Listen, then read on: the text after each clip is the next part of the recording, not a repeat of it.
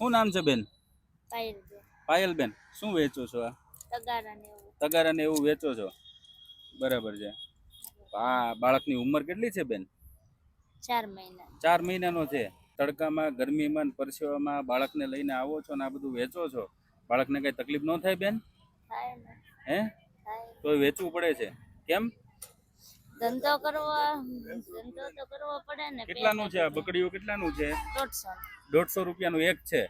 આ બેન તમારી પાસેથી બે લઉં કેટલા રૂપિયા થાય? 300. 300 રૂપિયા. બરાબર. આ બે હું લઉં છું હો ને. અને આ લ્યો. બરાબર. એ કેટલા છે? 500. આમાંથી તમારે મને કાંઈ પાછું નથી આપવાનું હો. આ તમે આ તડકામાં મહેનત અને મજૂરી કરો છો, આ નાના એવા બાળકને લઈને અહીંયા આવો છો અને હજી 4 મહિનાનું બાળક છે બેન. તમારી પરિસ્થિતિ હું સમજી શકું છું કે ભાઈ ખૂબ ખરાબ પરિસ્થિતિ હોય ત્યારે આ બાળકને લઈને અહીંયા આવવું પડતું હોય. એટલે આજે તમને બેન વધારે પૈસા દઈને હું આ તમારી પાસેથી થોડીક વસ્તુ લઉં છું હો.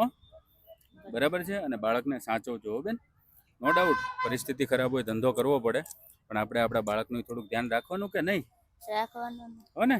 આવા કોઈ નાના માણસો જો તમારી આજુબાજુમાં દેખાય ને તો એમની પાસેથી થોડી વસ્તુ લેવાનો આગ્રહ રાખજો.